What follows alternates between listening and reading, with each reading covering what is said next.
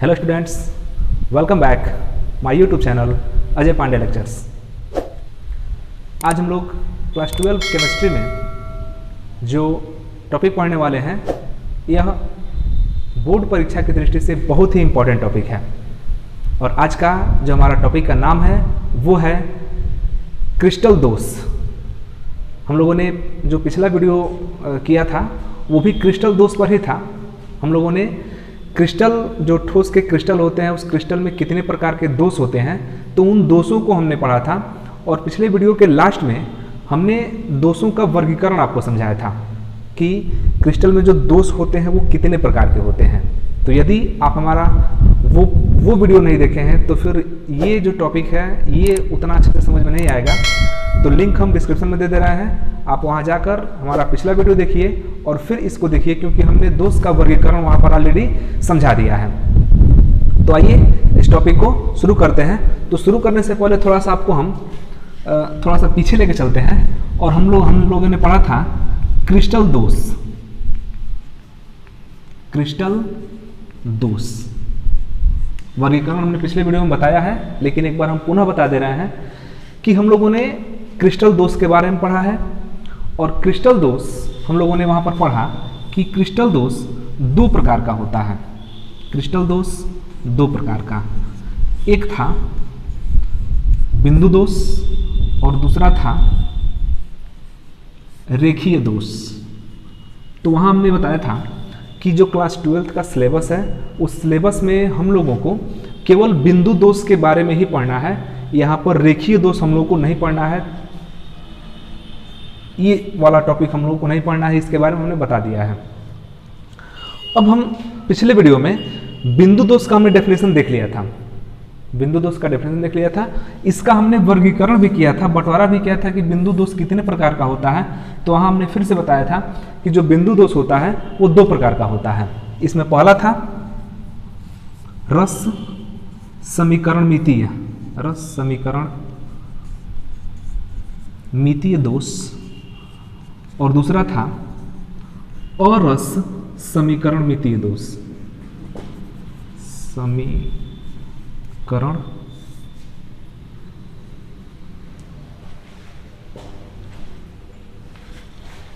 और समीकरण मितीय दोष। तो हम लोगों ने बंटवारा पढ़ा था कि बिंदु दोष भी दो प्रकार का होता है, रस समीकरण मितीय दोष और फिर अरस समीकरण मितीय दोष। और यहाँ पर हमने इन दोनों का भी बंटवारा किया था। तो हमने रस समीकरण मितीय दोष के बारे में बंटवारा किया था। तो हमने बताया था कि ये दोष दो प्रकार का होता है, एक होता है रिक्तिका दोष और दूसरा होता है अंतराकाशी दोष। और इसके अलावा हमने वहाँ पर शॉर्टकी दोष और फ्रैंकेल दोष के बारे में हमने बताया था। तो लगभग इसका पूरा वर्गीकरण हम लोगों ने पढ़ लिया है। और डेफिनेशन की अगर बात करें तो हम लोगों ने बिंदु दोष का डेफिनेशन पढ़ लिया है। और आज जो हम टॉपिक शुरू करने वाले हैं तो बिंदु दोष का जो वर्गीकरण हुआ था दो भाग में, पहला था रस समीकरण मितीय दोष और दूसरा था अरस समीकरण मितीय दोष। तो इसमें पहले हम रस समीकरण मितीय दोष के बारे में अध्ययन करेंगे और उसके बाद हम लोग अरस समीकरण मितीय दोष के बारे में अध्ययन करेंगे। तो ये वर्गीकरण जो है ये हमको लगता है कि 2 या 3 पार्ट में चलेगा। तो आइए शुरू करते हैं रस समीकरण मितीय दोष, जो कि बिंदु दोष का क्या है, एक प्रकार है। और एक बार पुनः बता दें कि रेखीय दोष सिलेबस में नहीं है, तो इस टॉपिक को हम लोग नहीं। तो चलिए अब शुरू करते हैं रस समीकरण मितीय दोष। तो किसी भी ठोस के लिए रस समीकरण मितीय दोष क्या होता है, तो दोष तो आप समझ रहे हैं कि दोष मतलब कि उसमें त्रुटि हो रहा है, लेकिन ये रस समीकरण मिति क्या है। तो रस समीकरण मिति को पहले हम समझा रहे हैं और फिर रस समीकरण मितीय दोष आप समझेंगे। तो रस समीकरण मितीय दोष को समझने के लिए आपको पहले जानना पड़ेगा आयनिक ठोस। अब आयनिक ठोस को पूरा डिटेल्स में तो हम यहाँ नहीं समझा पाएंगे, क्योंकि आयनिक ठोस के लिए हमने ऑलरेडी पहले वीडियो बना दिया है, लिंक आपके डिस्क्रिप्शन में मिल जाएगा, आप वहाँ जाकर देख लीजिएगा। क्योंकि आयनिक ठोस के लिए हम लोगों ने जब ठोस का वर्गीकरण किया था तो वहाँ पर हम लोगों ने आयनिक ठोस के बारे में हम लोगों ने पढ़ा था। यहाँ पर हम एक नया चीज़ बताएंगे कि आयनिक ठोस में, देखिए सबसे पहले आयनिक क्यों बोलते हैं। आयनिक का मतलब कि उसमें आयन होता है, और आयन आप जानते हैं कब उत्पन्न होता है कि जब उस ठोस में इलेक्ट्रॉनों की कमी होती है या इलेक्ट्रॉनों की वृद्धि होती है तो वहाँ पर आयन उत्पन्न होता है। आप लोगों ने पढ़ा है क्लास 11th में कि जब किसी भी परमाणु में से इलेक्ट्रॉन बाहर निकलता है या इलेक्ट्रॉन उसमें प्रवेश करता है तो वहाँ पर आयन हो जाता है, आयन उत्पन्न हो जाता है। और आयन दो प्रकार का होता है, धनायन और ऋणायन। जहाँ पर इलेक्ट्रॉन बाहर जाता है वहाँ पर धनायन उत्पन्न होता है और जहाँ पर इलेक्ट्रॉन अंदर प्रवेश करता है वहाँ पर ऋणायन उत्पन्न होता है। और जनरली जो विद्युत उदासीन होते हैं, सामान्यतः जो विद्युत उदासीन होते हैं उनमें धनायन और ऋणायन दोनों क्या होता है, बराबर होता है। तो अगर आपका धनायन और ऋणायन दोनों बराबर है तब उसको हम आयनिक नहीं कहेंगे। आयनिक हम तब कहेंगे जब धनायन और ऋणायन दोनों क्या हो, अलग अलग हो। जैसे एक उदाहरण आपको हम समझा दे रहे हैं। जैसे आप जानते हैं सोडियम, सोडियम का परमाणु क्रमांक 11 होता है। अगर इसका हम वर्गीकरण करें, अलग अलग कक्षाओं में विभाजित करें तो ये हो जाता है 2 8 2 8 1। पहले कक्षा में 2 इलेक्ट्रॉन, दूसरे कक्षा में 8 इलेक्ट्रॉन, तीसरे कक्षा में 1 इलेक्ट्रॉन। तो जब इसका आप ऐसे बनाएंगे परमाणु संरचना तो पहले कक्षा में 2, दूसरे में 8 और तीसरे में कितना होता है, 1 होता है। और आप जानते हैं कि कोई भी जो परमाणु होता है वह अपने आप को क्या चाहता है कि वो अस्थायी हो जाए। प्रत्येक परमाणु चाहता है कि वो अस्थायी रहे और अस्थायी होने के लिए नियम यह कहता है कि उसके अंतिम कोष में 8 इलेक्ट्रॉन होना चाहिए। जबकि यहाँ पर आप देखेंगे तो इसके अंतिम कोष में 8 इलेक्ट्रॉन नहीं है, इसके अंतिम कोष में सिर्फ 1 इलेक्ट्रॉन है। तो अब यह अस्थायी कैसे होगा, तो इसको अस्थायी होने के लिए 3 इसके पास रास्ते हैं। या तो यह 7 इलेक्ट्रॉन ऐड कर ले, नहीं तो यह अंतिम वाला 1 इलेक्ट्रॉन त्याग कर दे, नहीं तो साझा कर ले। तो सबसे जो प्रबल संभावना है वो इसकी यह है कि अपना 1 इलेक्ट्रॉन अंतिम वाला त्याग दे और जब अंतिम वाला 1 इलेक्ट्रॉन त्यागेगा तो इसके अंतिम कोष में स्वतः ही 8 इलेक्ट्रॉन हो जाएंगे और इस प्रकार ये क्या हो जाएगा, अस्थायी हो जाएगा। तो अगर हम यहाँ पर देखें कि अपना 1 इलेक्ट्रॉन ये त्याग रहा है तो इसके पास पहले 11 इलेक्ट्रॉन और 11 क्या था, प्रोटॉन था। और आप जानते हैं कि इलेक्ट्रॉन जो होता है निगेटिव होता है, प्रोटॉन कैसा होता है, पॉजिटिव होता है। तो इनका जो अनुपात है वो तो निश्चित है ही। साथ साथ एक और चीज है कि यहाँ पर ये विद्युत उदासीन है, मतलब कि जितना इसके पास निगेटिव चार्ज है उतना ही इसके पास पॉजिटिव चार्ज है और इनकी निगेटिविटी और पॉजिटिविटी दोनों क्या है, बराबर है। तो हम इसको कहेंगे कि ये उदासीन है। और जैसे ही अपना ये 1 इलेक्ट्रॉन त्यागता है तो जहाँ इसके पास 10 इलेक्ट्रॉन है वहाँ, जहाँ इसके पास 11 इलेक्ट्रॉन है वहाँ मात्र 10 रह जाते हैं। और अब ये कहते हैं कि यहाँ पर 11 पॉजिटिव हो गया, 10 निगेटिव हो गया, तो पॉजिटिव हावी हो जाता है और यही Na कैसा हो जाता है, पॉजिटिव हो जाता है। और हम कहते हैं कि इस पर धनायन आ गया। अब ये हो गया कि ये आयनिक हो गया। तो उसी प्रकार ठोस में जब आयन उत्पन्न होता है तो वो हमारा आयनिक ठोस कहलाता है। वो तो हम लोगों ने पढ़ लिया है। यहाँ पर जो हम लोग को शब्द पढ़ना है वो है रस समीकरण मिति। अब ये रस समीकरण मिति कहते किसे, इसको आप ध्यान से समझिएगा कि कोई भी आयनिक ठोस है, कोई भी आयनिक ठोस है तो उसकी एक बड़ी जबरदस्त विशेषता होती है। कोई भी आयनिक ठोस है तो उसकी एक बड़ी जबरदस्त विशेषता होती है और वो विशेषता यह है कि उसमें धनायनों और ऋणायनों का जो अनुपात है वह परिवर्तित होता है। पुनः समझिए कि आयनिक ठोस में धनायनों और ऋणायनों का जो अनुपात है वो परिवर्तित होता रहता है या परिवर्तित हो जाता है। हम उसको मान लें कि गर्म कर दें या उसका प्रेशर बढ़ा दें, तो कुछ ऐसा कर दें तो वहाँ पर परिवर्तित हो जाता रहता है। तो आपको एक बार पुनः बताएं कि आयनिक ठोस में जो धनायनों और ऋणायनों का अनुपात है वो परिवर्तित हो जाता है।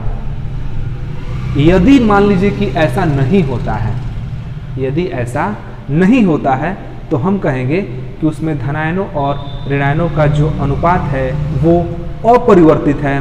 अपरिवर्तित का मतलब निश्चित है। तो यदि आयनिक ठोस में, क्योंकि जनरली हम जो पढ़ रहे हैं रस समीकरण मिति दोष में, तो हम लोग आयनिक ठोस के बारे में ही पढ़ रहे हैं। तो यदि आयनिक ठोस में या किसी भी क्रिस्टल में, अब यहाँ पर क्रिस्टल कह लिया जाए कि यदि किसी भी क्रिस्टल में उसके धनायनों और ऋणायनों का अनुपात अपरिवर्तित रहता है, धनायनों एवं ऋणायनों का अनुपात अपरिवर्तित रहता है और वह उस क्रिस्टल के अणु सूत्र के समान रहता है, तो हम कहेंगे कि वहाँ पर जो दोष है वो कौन है, रस समीकरण मितीय दोष। क्योंकि रस समीकरण मिति का मतलब होता है कि उसका धनायन और ऋणायन का जो अनुपात है वो निश्चित नहीं रहे, वो परिवर्तित होता रहे। लेकिन यहाँ पर परिवर्तित नहीं हो रहा है, तो हम कह रहे हैं कि इसमें क्या उत्पन्न हो गया, दोष उत्पन्न हो गया। थोड़ा सा उल्टा यहाँ पर आपको लगेगा कि यहाँ पर तो परिवर्तित नहीं हो रहा है, तब तो दोष नहीं होना चाहिए। लेकिन वास्तव में जो विशेषता है ठोस की, वो यह कहता है कि इसमें धनायन और ऋणायन का अनुपात आयनिक ठोस में वो हमेशा कभी कभी क्या होता है, बदलता रहता है। कभी कभी बदल जाता है, उस पर से कोई विशेष प्रक्रिया हो रही है तो कभी बदल जाता है, कभी नहीं बदलता है। तो यदि वो बदलता है, यदि किसी भी कारणवश वो धनायन और ऋणायन का अनुपात नहीं बदले, तब हम कहेंगे कि उसमें उसके रस समीकरण अपरिवर्तित है। और रस समीकरण अपरिवर्तित का मतलब कि धनायन और ऋणायनों का जो अनुपात है वो नहीं बदल रहा है, और जब नहीं बदलेगा तो उसको हम कहेंगे कि वो रस समीकरण मितीय दोष है। तो आप एक बार पुनः समझ लीजिए कि क्रिस्टल में वह दोष जिसमें उसकी रस समीकरण मिति अपरिवर्तित रहती है। ध्यान समझिएगा, क्रिस्टल का वह दोष जिसमें उसकी रस समीकरण मिति अपरिवर्तित रहती है, तो उसको हम बोलते हैं रस समीकरण मितीय दोष। और इसका मतलब होता है कि उसमें धनायनों और ऋणायनों का जो अनुपात है वो अनुपात अपरिवर्तित रहता है, निश्चित रहता है, और किसके बराबर रहता है, तो उस क्रिस्टल के अणुसूत्र के बराबर रहता है। तो यदि इस प्रकार का कोई दोष उत्पन्न होता है तो उसको हम क्या बोलते हैं, रस समीकरण मितीय दोष। तो आइए अब इस डेफिनेशन को हम एक बार लिख कर समझ लेते हैं। चलिए, तो देखिए, रस समीकरण मितीय दोष डेफिनेशन हमने लिखा है कि ऐसी त्रुटियां को हम दोष बोलते हैं, ऐसी त्रुटियां जिनके कारण क्रिस्टल की रस समीकरण मिति अपरिवर्तित रहती है। अपरिवर्तित रहती है मतलब कि वो निश्चित रहता है। अभी हमने बताया कि ये देखने में थोड़ा सा उल्टा लग रहा है, सुनने में थोड़ा सा उल्टा लग रहा है कि ये अपरिवर्तित रह रहा है तो दोष कैसा हुआ। लेकिन यह जो मूल इसका जो सिद्धांत है, जो मूल ठोस है, उसमें ये परिवर्तित होता रहता है, और यदि उसमें दोष उत्पन्न हो जाए तो क्या होता है, अपरिवर्तित हो जाता है।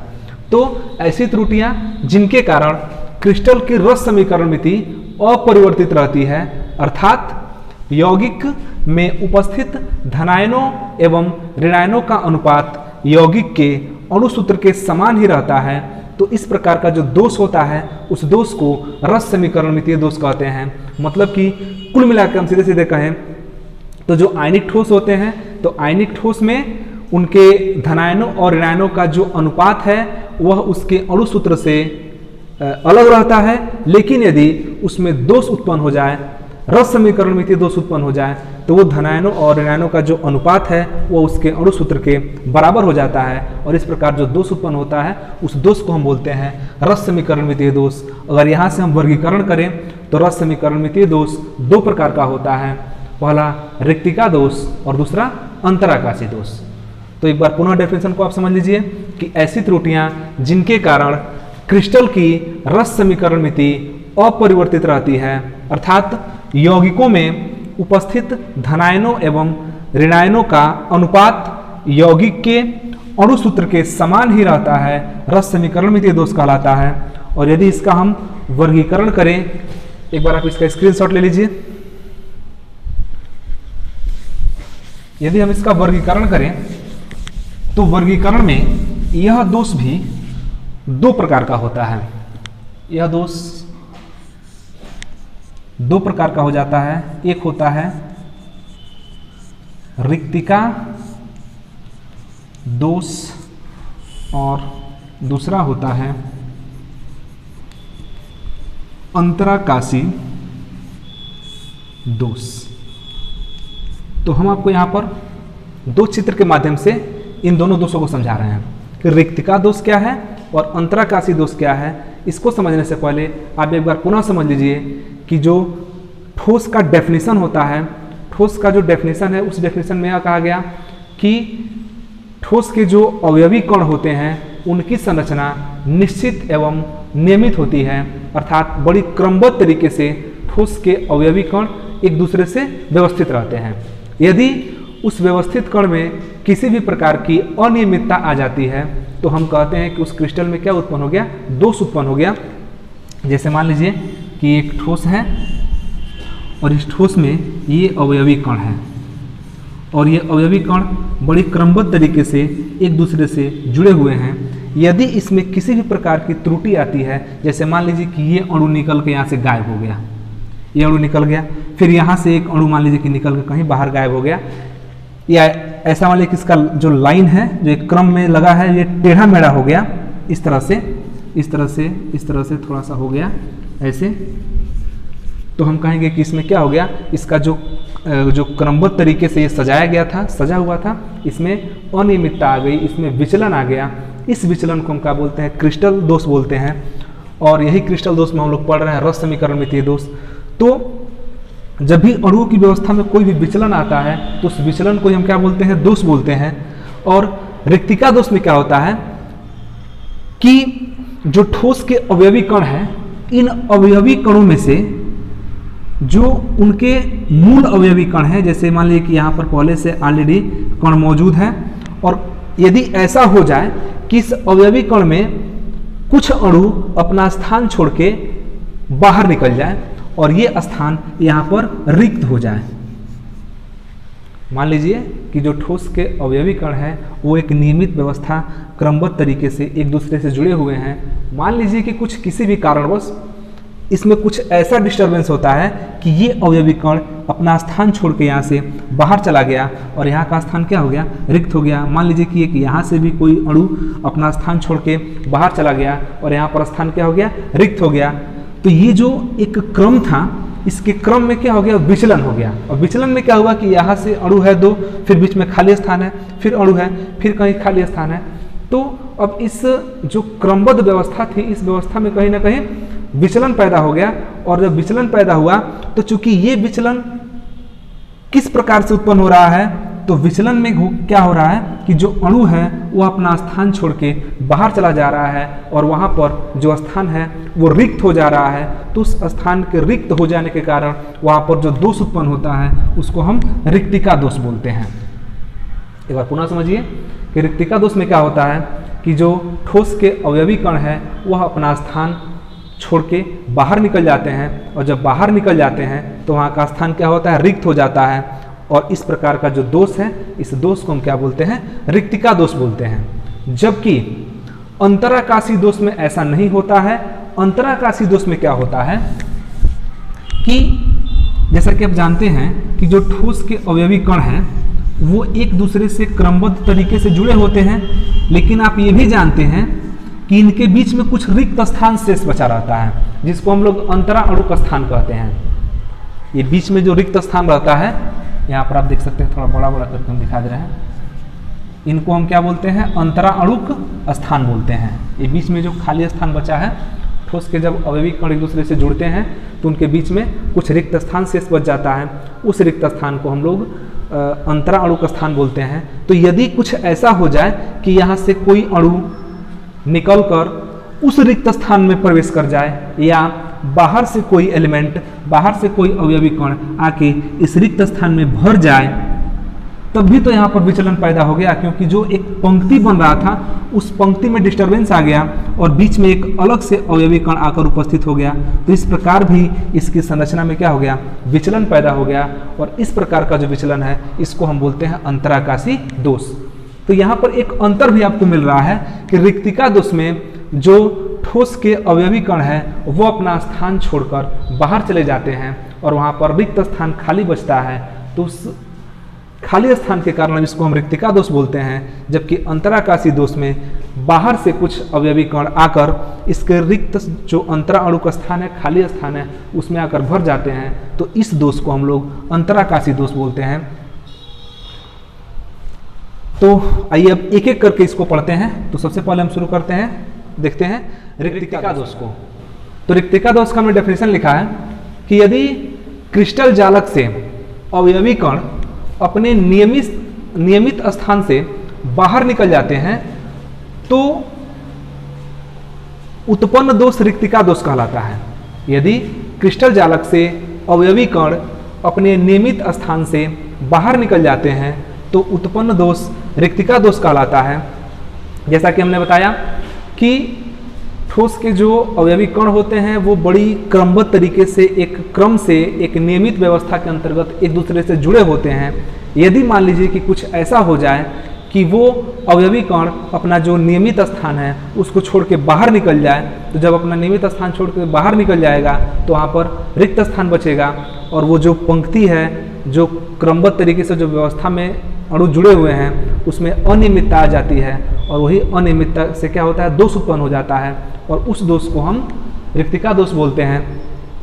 इसमें एक चीज़ और होता है कि रिक्तिका दोष जब किसी आयनिक ठोस में या किसी भी क्रिस्टल में रिक्तिका दोष उत्पन्न होता है तो उस क्रिस्टल का, उस ठोस का घनत्व तो कम हो जाता है, उसका घनत्व तो कम हो जाता है। अब इसको समझ लीजिए घनत्व तो कम क्यों होता है। पहले आप एक चित्र देखिए, इस चित्र में रिक्तिका दोष होता कैसे है। जैसे मान लीजिए कि बहुत सारे अणु हैं, ये अणु ठोस के हैं, थोड़ा दूर दूर से ले लिखे हैं कि आपको समझ में आए, नहीं तो जनरली ठोस के जो अणु होते हैं वो एक दूसरे से काफ़ी क्लोज पैकिंग के दौरान अंतर्गत जुड़े होते हैं।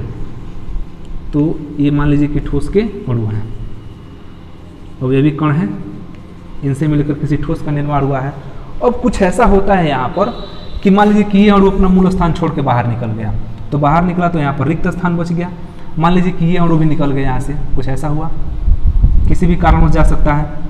मान लीजिए कि ये अणु निकल गया यहाँ से, तब यहाँ पर खाली बच गया, रिक्त स्थान हो गया और यही इसका जो क्रम था, इस क्रम में अनियमितता आ गई और इसी अनियमितता को हम लोग दोष बोलते हैं और इस दोष का जो नाम है वो है रिक्तिका दोष, क्योंकि यहाँ पर रिक्त स्थान शेष बच जा रहा है। अब यहाँ पर एक जो नया चीज़ है वो कंपटीशन के हिसाब से बड़ी इंपॉर्टेंट है।